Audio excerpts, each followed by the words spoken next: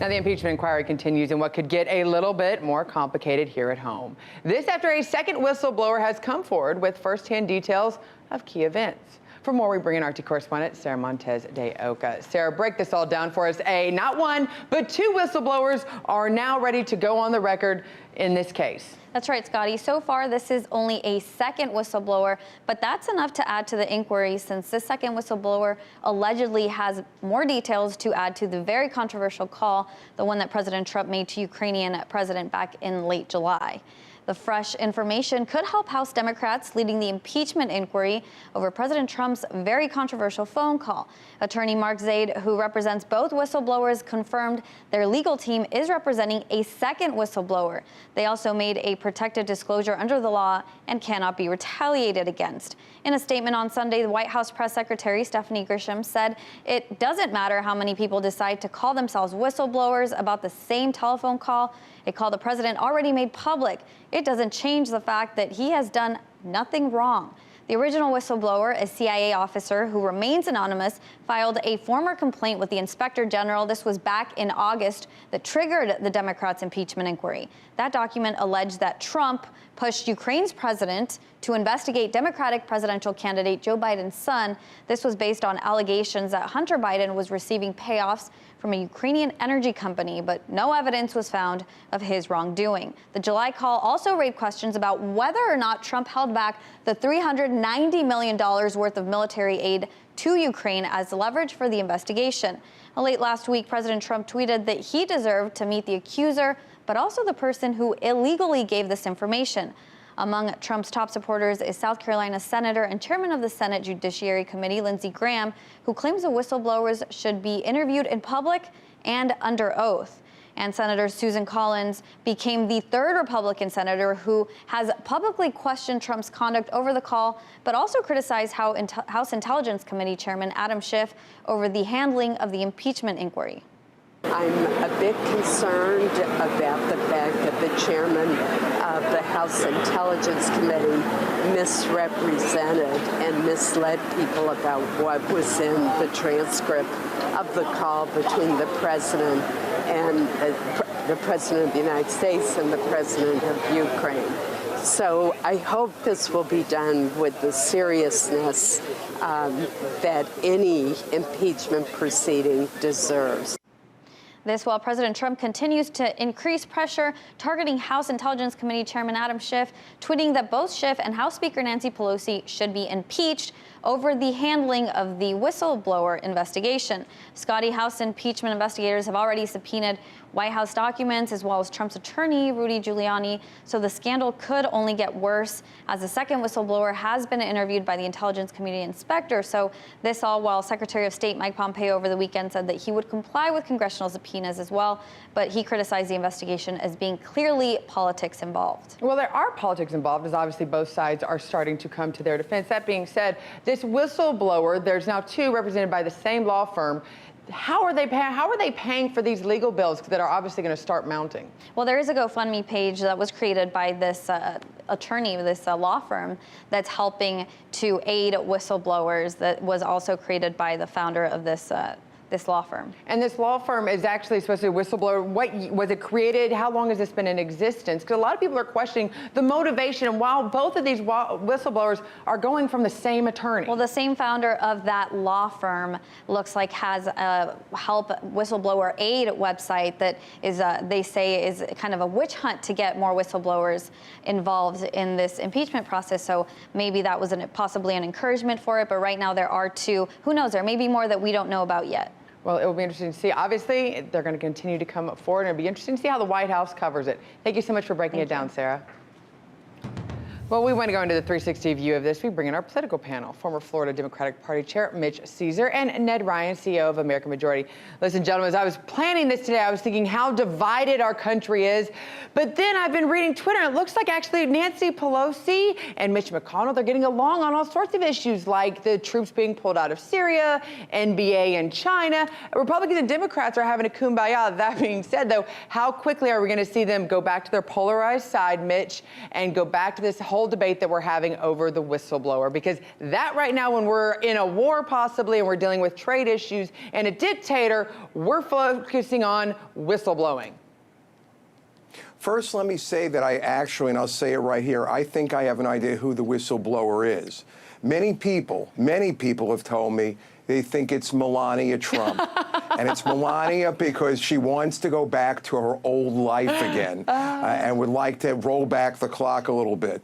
Specifically, you know what's happening?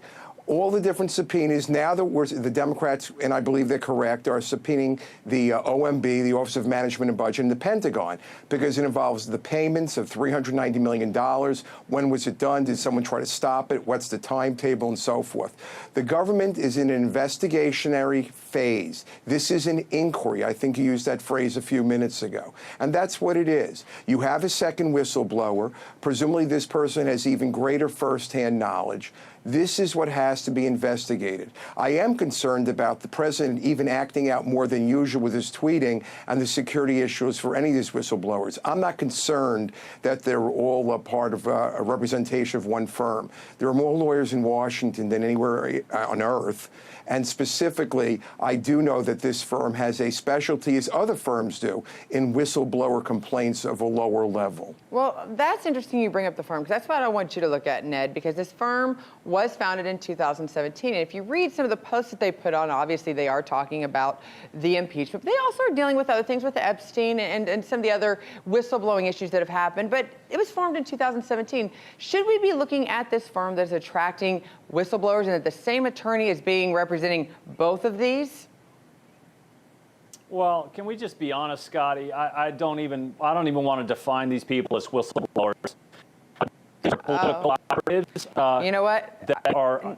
Ned, I think we're having issues with your audio. Let me throw that back to you, to Mitch, while they're trying to figure that one out. Mitch, do you actually feel like we should be looking at the source right now? That is it odd that the same attorney is representing both of these whistleblowers? Do you think it's kind of a safe space? And do you think this is just going to cause all of those leaks that we know already exist in the White House to go to the same place? I really don't think it's a problem. It's the same firm, as I was saying. You know, in Washington, there are people with specialties, people that only represent people going before Senate or House committees, people who only deal with the FBI on investigatory situations. There's specialties within specialties. This is simply one of the firms that specialize in this. I see no conspiracy. I see nothing unusual. I think that you have a whistleblower that has direct knowledge, I think, is now lending credence not only to the kind of transcript, the loose transcript of what's happened. But I think the president also doesn't realize by his comments all the time that he's reaffirming, in effect, his guilt. Well, let's bring back in Ned then. Hopefully we can get you right now to be working on this side of it. Ned, what do you have to say to that? Well, I think at some point, Scottie, we're going to be talking about whistleblower 23, who's going to have evidence of a conversation 3 times removed from the original conversation that Trump is conspiring to lower unemployment. This is absurd. These are political partisans who really have policy differences. Scottie, the important thing to remember about the last 2.5 years, this has everything to do with policy differences. There are people inside the intelligence community and, quite frankly, law enforcement who have policy differences with Donald Trump, both domestically and on foreign policy. That's all we're talking about at this point. And if Democrats want to run with this, if they want to proceed down the path of impeachment, I encourage them to do that. I encourage them to go ahead and impeach, send it to the Senate, let's have that trial. And quite frankly, Scottie, I look forward to a trial in the Senate in which the defense, president's team, can actually call and subpoena people like John Brennan and James Comey and James Clapper and quite frankly, even Barack Obama. And it's interesting you bring that up, because I did see that tone kind of change on Twitter where Republicans saying, you know what, fine, let's bring this in right now. Let's start diving in to the issues in Ukraine, because it does involve these key Democrats. It does invite Biden, Hines, now we're finding Pelosi, oil, but we're also hearing names like McCain and also some very, Lindsey Graham, also Republicans, possibly high leadership Republicans.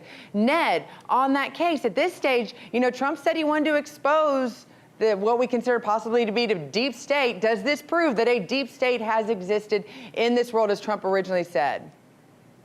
I think that there are absolutely people inside the administrative state who absolutely think that they're the ones that are ruling this country, which I would argue is not a Republican, is certainly not a democracy.